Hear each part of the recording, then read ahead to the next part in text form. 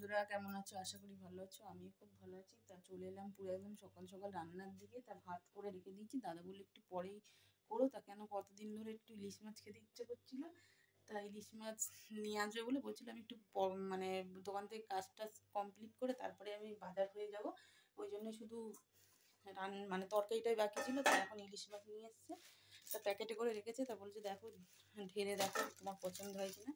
তা ইলিশ মাছটা সর্ষে ইলিশ করব, আর হচ্ছে একটু ডাল করব, কেন ওটা মাখা মাখা যেহেতু হবে। আর আমি বলেছিলাম যে আমাদের বাড়িতে ডাল ছাড়া একদম হয়ই না, মানে ওদের সব পদেই ডাল লাগে। তা ডাল করবো, তো মাছটা ঢালি।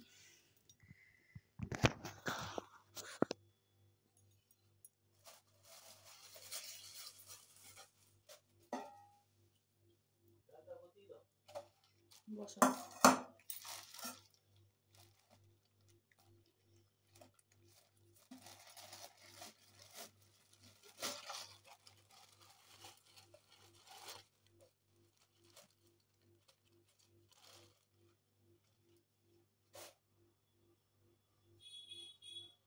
তো দেখো, ইলিশ মাছ খুব বড় না, তাও মাছ তো এগুলো সর্ষে ইলিশ করবো।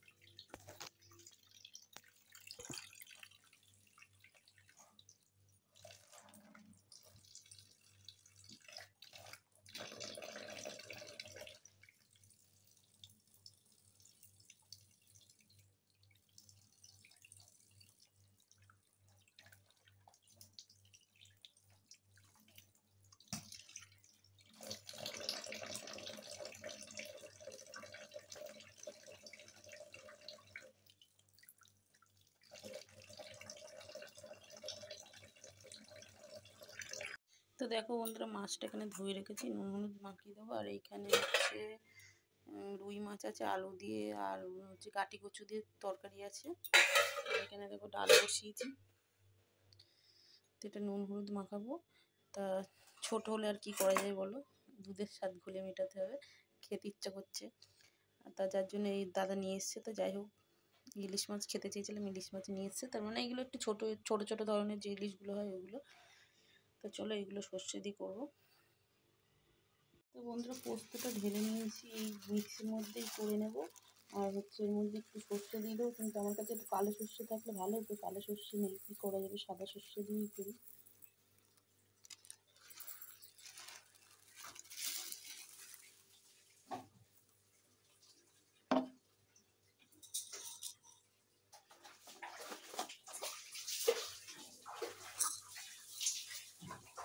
কালো সর্ষে কটা পোকাতে ছিল, সেটাও ঢেলে দিলাম। কি করিস না রে বাবা,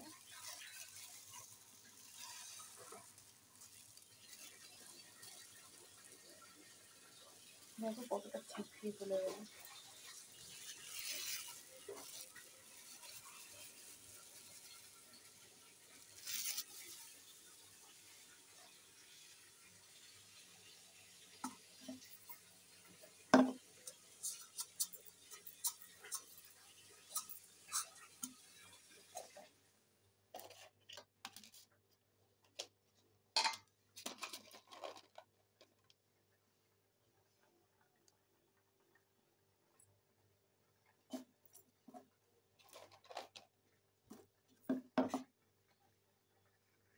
সেটা বেটে নেবো। বন্ধুরা দেখো, মাছটা আমি হালকা হালকা করে ভেজে নিয়েছি এরকমভাবে।